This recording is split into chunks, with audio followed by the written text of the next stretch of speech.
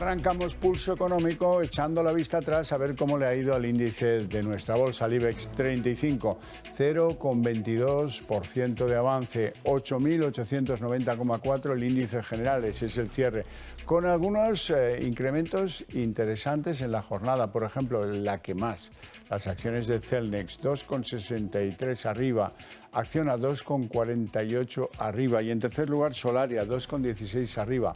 Bueno, a los que no les ha ido tan bien y liderando la patrulla de los que están en rojo en el día de hoy, Laboratorios Grifols 2,59 abajo, Enagas en segundo lugar 1,24 abajo, Merlin Properties 1,02 abajo. Y a continuación les voy a adelantar algunos de los temas que van a salir en esta mesa de análisis económico, la que cada tarde pues convocamos para que acudan a los mejores expertos con la sana ambición de que ustedes, viendo Pulso Económico, no pierdan ni un solo detalle de lo que pasa y es noticia en el mundo de la economía.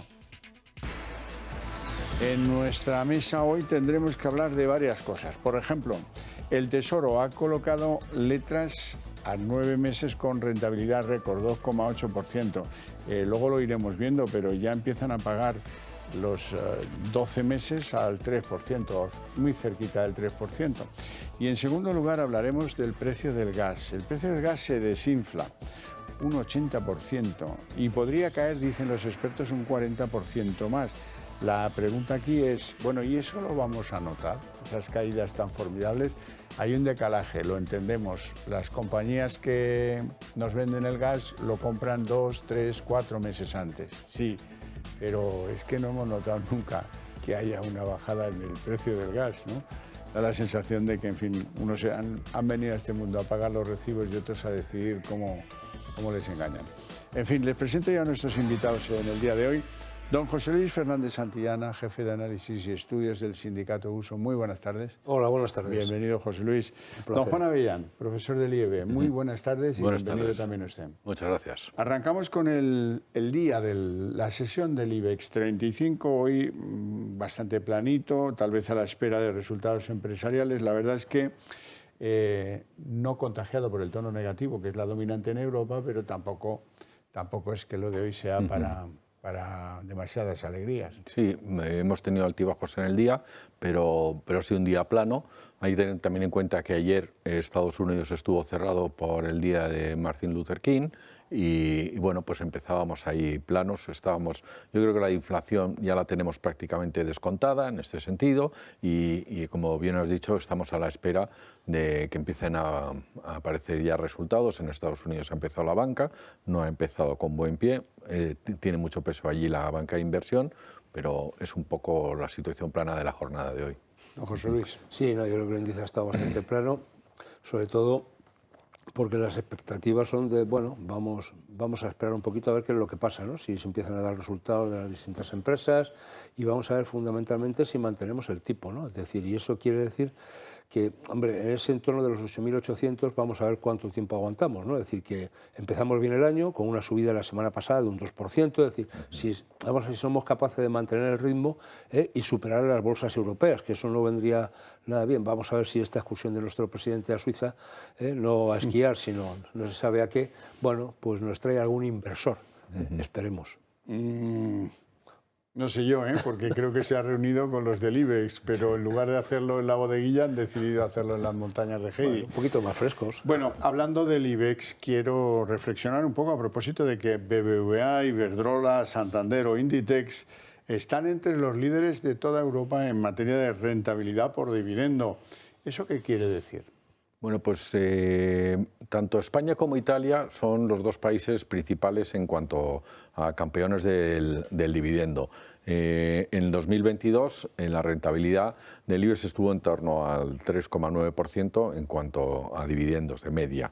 Y bueno, pues siendo la segunda más rentable, hemos estado por encima del año pasado, pero sin embargo todavía no se ha llegado al 2019, que yo entiendo que con la incorporación de los que han ido más retrasados en cuanto a recuperar lo que ha sido el COVID, sector turismo, pues AENA, etcétera, etcétera, pues seguiremos en la misma línea. Es una tendencia que siempre ha estado ahí y bueno, se van sumando más compañías. Bueno, Bueno, pues algunas van sumando dividendo. Quiere decir que el dividendo de algunas compañías, de alguna manera coloquialmente, ha ido engordando, ¿no? No ha ido mal. Es decir, que también teniendo en cuenta además que en 2019, que fue el parón, 2020, donde prácticamente se impidió por parte del Banco Central Europeo y de el reparto de dividendos, ¿no? Es decir, sobre todo por este tipo de ayudas y esta situación de crisis que tenemos como consecuencia de la pandemia. Luego hay un empeño en repartir el dividendo precisamente para que los accionistas sigan manteniendo esa rentabilidad. Lo que sucede es que en algunos supuestos ese dividendo ha crecido, no sé si desmesuradamente o no, pero desde luego no proporcionalmente a los salarios de la gente que produce el dividendo, que son los empleados de esas compañías. Por tanto, yo creo que hay que cargarse de una vez esto de que el beneficio dividendo, sino que, hombre, vamos a repartir el beneficio, una parte dividendo y otra parte vamos a mejorar los salarios de la gente, que en España somos el país donde más pérdida de poder adquisitivo ha habido en el conjunto de la Unión y buena parte de la OCDE. don José Luis, vamos a hablar de macroeconomía. Hoy Funcas ha elevado un poquito su crecimiento previsto para el 2022. Hablan del 5,2% y han revisado 3 décimas al alza la estimación para el año actual, el 2023, hasta el 1%, que es pingüe el asunto, pero bien. Vamos a escuchar a la portavoz de Funcas. Que el crecimiento en 2022 habrá sido superior a lo que se esperaba. Se habrá situado por encima del 5%, si bien hay que tener en cuenta que este crecimiento se concentró en la primera mitad del año. Para 2023, el principal factor condicionante va a ser la evolución de los precios de los productos energéticos, con respecto a lo cual la incertidumbre es total, si bien se puede afirmar que los relativamente reducidos niveles de los últimos meses no se van a mantener y que muy probablemente volverá a haber tensiones importantes, especialmente en el mercado del gas. José Luis. Bueno, vamos a ver, es decir, que esto es lo que nos viene diciendo durante toda esta semana el Gobierno y la vicepresidenta económica, Nadia Calviño, de que íbamos a tener un crecimiento por encima del 5%. Bueno, ¿esto en qué se está basando? Yo creo que hay una estimación muy clara, que es que el primer semestre, los 2 primeros trimestres del año fueron especialmente buenos, primero porque veníamos de recuperar buena parte del batacazo que nos pegamos en el 2020, ¿no? Es decir, que eso que es bueno también recordarlo, ¿no? A partir de ahí, cuando uno hace el promedio o acumula el conjunto del año, pues nos vamos a ir en ese entorno del 5%. Yo no sé el 5,2, pero en torno al 5%, que estaríamos salvando objetivamente los muebles. Pero repito, que eso se ha producido fundamentalmente primer semestre del año. Segundo semestre, encefalograma plano de crecimiento, tanto lo que ha sido el tercer trimestre, recordar que fue el 0,1, y para este cuarto trimestre vamos a andar en la misma tónica. Y eso tiene una correlación muy directa con el empleo. Es decir, el empleo no está creciendo, no quiero emplear el término destruir, pero de luego no está creciendo. Luego podemos ver o analizar algunos de estos datos. Con lo cual, me parece que, claro, esto es decir, bueno, sube 3 décimas para este año 2023. Oiga, sí, es que era de 0,7 al 1, ¿vale? Entonces, todos recordamos que en el entorno del 1 estamos en encefalograma plano de empleo. Es decir, seguramente no se destruye empleo, pero desde luego lo que no se va a hacer es crear, incluso crecerá el desempleo y podemos subir otra vez a la tasa del 13% con relativa facilidad. Del 13 declarado, que luego en la vida real es otra cosa. Profesor Avellán. Está claro, el crecimiento lo tuvimos en el primer semestre, es más, esta revisión de cifras se produce, entre otras cosas, porque se revisaron las cifras al alza del primer semestre, es decir, no se pasa del 5 al 1, y dices, anda, nos encontramos en un abismo, no ocurre eso. Como bien has dicho, los últimos trimestres pues ha ido cayendo. Esto es marketing puro que se está haciendo, diciendo cerramos al 5, esto marcha magnífico, si bien se nos está diciendo que el año que viene nos daremos con un canto en los dientes si terminamos en el 1%, habría que tomar medidas al respecto, en lugar de, bueno, las medidas que se toman son todas electoralistas. Pero fíjense que estamos yendo, o nuestro presidente del Gobierno va a los foros internacionales presumiendo de lo bien que nos va, es decir, somos donde más baja la inflación, somos donde los que más vamos a crecer, oiga, pero somos los que más parados tenemos, los que más desempleo juvenil tenemos, donde peor poder adquisitivo tenemos. Oiga, ponga usted todo encima de la mesa, ¿no? Porque uno ya se cansa de recordar aquella famosa frase de Zapatero de que estábamos en la Champions League, ¿no? Pues oiga, mire usted, a lo mejor resulta que tenemos un equipo para jugar en la Champions League, pero de luego estamos en la última posición del ranking, ¿eh? Y esto que no se nos olvide, ¿eh? Sánchez, presumir, foros europeos, me lo ha puesto usted el toro en suertes. Pedro Sánchez, en el foro de Davos, hoy, ¿Y qué dice allí? Allí presume de haber combatido mejor que nadie la inflación. Vamos a ver. Está mostrando magníficos signos de resiliencia y fortaleza. Y esto es lo que quiero compartir con ustedes. En estos momentos España tiene el nivel de empleo más alto de su historia, sigue creciendo por encima de la media de la eurozona y registra la tasa de inflación más baja de la Unión Europea. De hecho, todos los organismos internacionales coinciden en que España será una de las economías occidentales que mejor navegará en este periodo de incertidumbre y desaceleración económica. En inglés o en español, lo que es verdad y lo que es mentira. ¿Qué le ha parecido eso de que somos el país de Europa que está tirando más en términos de empleo? Bueno, pues no, o sea, bueno, desde el punto, claro, pero esto es como todo, ¿no? Depende de cómo me compare. Es decir, No, si es que, no, le voy a decir. Si nos comparamos con Francia, si nos comparamos con Alemania, cualquier, pues somos campeones de Europa en desempleo. Y ese es el hecho real. Y a partir de ahí, oiga, ¿que hemos mejorado nuestro nivel de empleo en estos años? Sí, hombre, pero es que estábamos muy mal. O sea, ¿cómo puede estar satisfecho un presidente del gobierno con una tasa de paro por encima del 12% que duplica la media europea? ¿Cómo puede estar satisfecho cuando sectores como el turismo, la hostelería y la restauración lo que están haciendo es despedir gente, destruir empleo? Último mes, diciembre, en hostelería, 20.000 a la calle.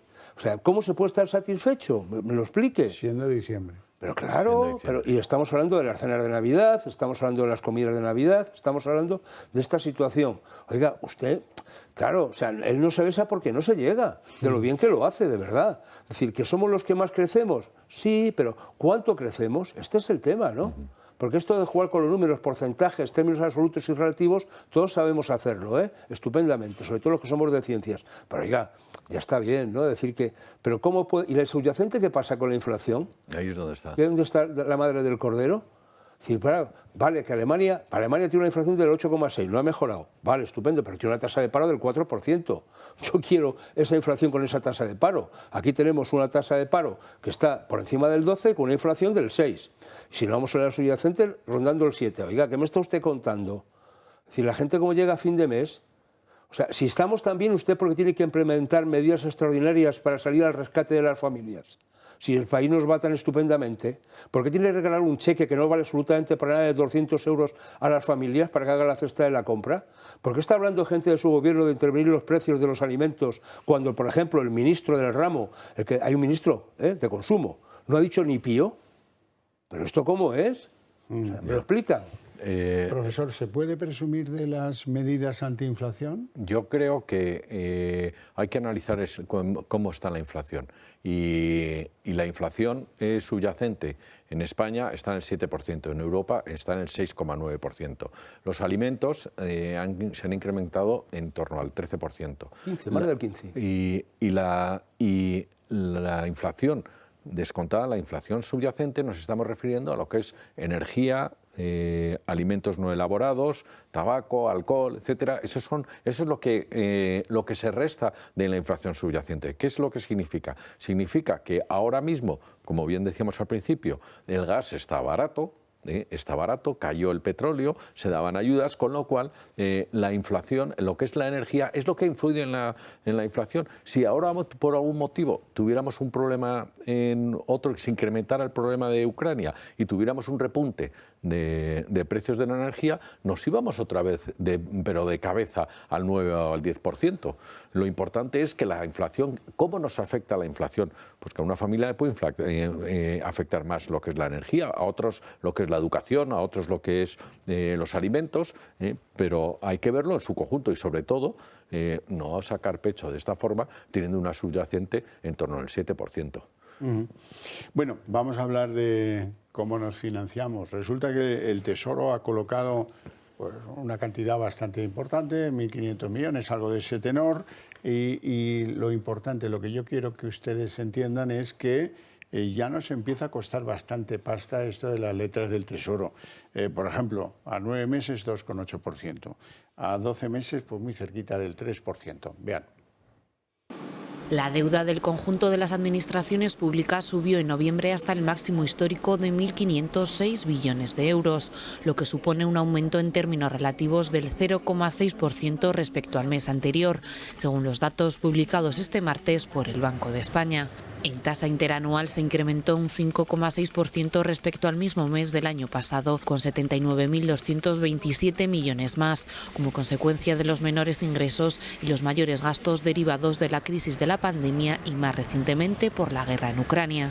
Aunque la ratio de deuda pública sobre PIB ha ido descendiendo en los últimos meses y se sitúa ahora en el entorno del 116%, aún supera ligeramente el objetivo del Gobierno para todo el año, de acuerdo con lo establecido por el Ejecutivo en el Plan de Estabilidad remitido a Bruselas a finales de abril. El escenario que plantea el Programa de Estabilidad 2022-2025 muestra un progresivo descenso del déficit a lo largo de los 4 ejercicios hasta que la ratio deuda-PIB se sitúe en el 109,7% en 2025. El aumento de la deuda en noviembre se debe principalmente a la notable escalada del endeudamiento de la Seguridad Social. También ha crecido la deuda de la Administración central y ligeramente la de comunidades autónomas y corporaciones locales. Bueno, vamos a ver a cuánto nos tienen que pagar para poder colocarles las letras del Tesoro. Ahí lo ven. Si es a 12 meses, 2,98, yo les hablaba muy cerca del 3, 9 meses 2,83, 6 meses 2,58, 3 meses 2,15. Esto se empieza a poner caro. Se empieza a poner mal porque la partida más importante de nuestros presupuestos generales del Estado tiene que ver con el servicio de la deuda y por una buena parte con los intereses que pagamos por ella, ¿no? Entonces, claro, no es lo mismo haber estado, como en ejercicios anteriores, incluso que nos estaban pagando por la compra de nuestra deuda, que hemos llegado a estar financiándonos, mientras que nos endeudábamos a tener que pagar un 3%, un 2,5%, entre el 2,5% y el 3%, depende el tipo que tengamos. Oiga, esto es realmente preocupante. Es preocupante que nos hayamos ido a 1,5 billones de deuda emitida, ¿no? Es decir, que aunque más allá algunos saca pecho diciendo que respecto del PIB hemos disminuido solo hasta el 116%. Hombre, eso es como consecuencia, ya digamos antes, el PIB ha crecido este año, por tanto, el volumen de la deuda, aún aumentando un poquito menos porcentualmente que el PIB, hace que ese porcentaje decaiga. Pero ¿qué realmente qué es lo preocupante? Oiga, el déficit, este año vamos a acabar con un déficit en torno al 4,5%. Es decir, que no conseguimos esto del 3 famoso ni por asomo, ¿no? Entonces me parece que eso es lo que es realmente preocupante. Y alguien del Gobierno me tiene que explicar cómo es posible que una recaudación récord de 33.000 millones adicionales tengamos esta situación, que tengamos que seguir emitiendo estas ingentes cantidades de deuda y las cuentas no cuadren. Hombre, algo no creo que, a lo mejor algo se puede hacer mejor. No vamos a decir que lo estén haciendo mal, vamos a hacerlo en positivo. Seguramente alguna gestión un poquito mejor se puede y se debería hacer. Sí, y además es que el alcanzar ese ratio del 116%, hay que tener en cuenta que lo prometido por España a la Unión Europea nos hemos quedado, aún así, un 0,8% por encima de lo que teníamos que haber llegado en el endeudamiento sobre el PIB. Se está perdiendo una oportunidad única. Bueno, llevamos ya muchos años perdiendo oportunidades únicas de hacer una reforma, de evitar ese déficit. Lo único que hay que hacer una gestión mucho mejor de lo que es la administración pública. Hay que tener en cuenta que hemos pasado, lo que es la incorporación de nuevos funcionarios ha sido gigantesca. Teníamos no tanta, teníamos una edad media de funcionarios que estaba en torno a los 52 años, con lo cual había que haber hecho, como han hecho muchas empresas del IBEX, que es digitalizar, que es racionalizar ese gasto, que es ser mucho más productivos y con menos ingresos dar mejores servicios y que se puede hacer. Yo, fíjate que en el tema de los funcionarios yo creo que hay de todo. Es decir, solamente hay una parte de los funcionarios que se puede haber modernizado, la administración, todo lo que tiene que ver con más con el ámbito, digamos, de lo que es administrativo, desde ese punto de vista. Pero hay una parte de funcionarios que todos estamos reclamando que son insuficientes. Estamos hablando, por ejemplo, de los médicos. Estamos hablando de situaciones donde la gente se está marchando, primero porque no se desplazan de 1.000 suficientes y a partir de ahí para ejercer, como tienes que tener el 1.000, pues la gente se te va fuera porque no puede ejercer aquí. Oiga, es que seguramente hay que implementar ese tipo en la sanidad. Estamos hablando de la educación, estamos hablando seguramente de los cuerpos y fuerzas de seguridad del Estado. Todos estos son empleados públicos, son funcionarios que seguramente no han crecido en la medida que tendrían que crecer. Lo que hay que quitar es la grasaza y este concepto de empleo público no funcionario, que son las duplicidades que todo gobierno mantiene, porque todo el mundo es bueno. Y lo digo porque ahora venimos a elecciones autonómicas y municipales. Cuando llega un nuevo alcalde a un municipio, tiene allí un conjunto de gente que dejó el anterior alcalde. Supuesto que haya cambio. Hombre, queda muy feo echarlos, pero como no me fío, pongo a los míos, con lo cual duplico la plantilla. Y eso pasa tanto en el ámbito autonómico como en el local. Y eso ha ido engrasando y engordando la maquinaria de la administración. Entonces, lo que hay que ver es una auditoría de la suficiencia o no de esos puestos. En otros países europeos, por debajo de subsecretario, son todos funcionarios. Y el ministro y el subsecretario tiene que ramplar con los funcionarios que tienen. Aquí hay funcionarios de nivel perfectamente para poder gestionar eso. Es decir, no solamente por los técnicos de la Administración General del Estado. Pero no solamente eso, la digitalización es que es fundamental en la Administración. Y por no hablar del Ministerio de Justicia, donde se digitalizaron las cuentas y fue un hito brutal el de digitalizar las cuentas del Ministerio de Justicia, pero todavía la consecuencia de no tener un Ministerio de Justicia digitalizado en condiciones es que el retraso en la justicia, que eso es un parón y una falta de productividad y una falta de gestión del Estado. ¿Por qué? Pues porque no se ha metido mano directamente a lo que es esa digitalización. Pero seguramente eso no es lo que descuadra las cuentas, Juan. Es decir, lo que descuadra las cuentas del Estado es precisamente el conjunto de dinero que se está dando, no se sabe a quién, es decir, no sabemos en qué se invierte el dinero público, es decir, las deudas que estamos pagando o no, es decir, los chiringuitos que se están manteniendo y el pago a los amiguetes. Este es el tema de fondo. Oiga, yo estoy cansado de que haya instrumentos que se están financiando con fondo público y desde mi punto de vista son inútiles. Les voy a poner un ejemplo muy sencillito, que solamente no arreglo el presupuesto, pero para que la gente lo sepa. Existe una fundación que se llama SIMA, Servicio Interconfederal de Mediación y Arbitraje, que está financiado con cargo a los presupuestos generales del Estado. ¿Saben ustedes quiénes son los patronos de esa fundación? UGT, Comisiones, COI y CEPIME, y lo pagamos el resto. Oiga, si es una fundación privada, que los socios de esa fundación, los patronos, la financien y no lo hagamos con cargo al erario público. Como estas, tropecientas. Bueno, vamos a avanzar. Los precios del gas parece que se desinflan ya un 80% hasta el día de hoy y que podrían caer incluso la mitad de lo que han caído en los últimos días, un 40% más. Sí, aquí se ha juntado una serie de elementos, como está por un lado China. China está al máximo de sus reservas, han estado devolviendo los barcos metaneros, estos los han estado enviando para Europa. Europa está en máximo de reservas, sigue estando en máximo de reservas, se ha juntado con un invierno muy suave, ahora están subiendo las temperaturas, pero ha sido un invierno muy suave. Hoy en día estamos a máximo de reservas, invierno suave. Electricidad, tenemos eólicas, en Alemania lo que es la energía solar está funcionando también enormemente, con lo cual las reservas de gas están a tope y encima China ha parado ese consumo. Estamos en mínimos de precios. Don José Luis, quiero abordar con usted otro asunto. Hoy un banco suizo, la Unión de Banca Suiza, ha situado el paro en España en el 15%. Dice que ya están hartos de verlo mal contabilizado, ahora lo van a ver ustedes. Pero yo quiero hablar con usted del estudio que publica periódicamente Uso a propósito de los contratos, esta vez referido a diciembre. ¿Qué revela ese? A mí me ha llamado mucho la atención la enorme cantidad de gente que no supera el periodo de prueba. Sí, claro, es decir, bueno, hay varias cosas que son realmente curiosas, ¿no? Es decir, eso se va por encima del 900%, la gente que no supera el periodo de prueba cuando lo comparamos con diciembre del ejercicio pasado. Pero es que la segunda causa también tiene que ver con el pase de la inactividad de los fijos discontinuos, que se va también por encima de un 300. Y luego hay un dato muy curioso, ¿no? Que seguramente siendo menor, a mí me ha llamado mucho la atención, que es que las bajas voluntarias, con la que está cayendo, y el desempleo que tenemos, bajas voluntarias, dimisiones, se han incrementado un 95-96%. Oiga, ¿me lo explica? Con la situación de empleo que tenemos, ¿la gente voluntariamente deja su trabajo? ¿No será que a la gente le dicen, mira, el viernes, no te preocupes, yo estoy de baja, tranquilo, que el lunes te vuelvo a dar de alta, y aquí paz y después gloria? ¿Puede estar pasando eso con absoluta normalidad? Pues yo pienso que sí, porque si no, no lo entiendo. Hombre, que se haya incrementado también un 95-96% los despidos improcedentes, el despido disciplinario, oiga, ¿esto cómo es?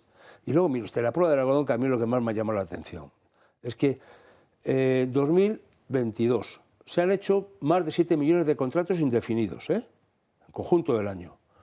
¿Cuánto ha bajado el paro en todo el conjunto del año? 268.000 personas. ¿Cuánto han durado esos contratos indefinidos?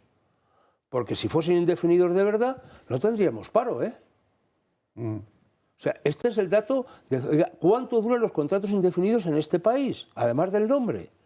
Más de 7 millones, 2022. Paro registrado ha bajado en 268.000 con algo, algunas personas, en todo el conjunto del año. Oiga, ¿me lo explican? Bueno, pues duran como 43 días, 43,6 días duran los indefinidos. No tenemos tiempo para más, lo dejamos aquí. Espero que les haya interesado y mucho. Les invito por ello a ver a continuación la redacción abierta con todo lo que trae la política.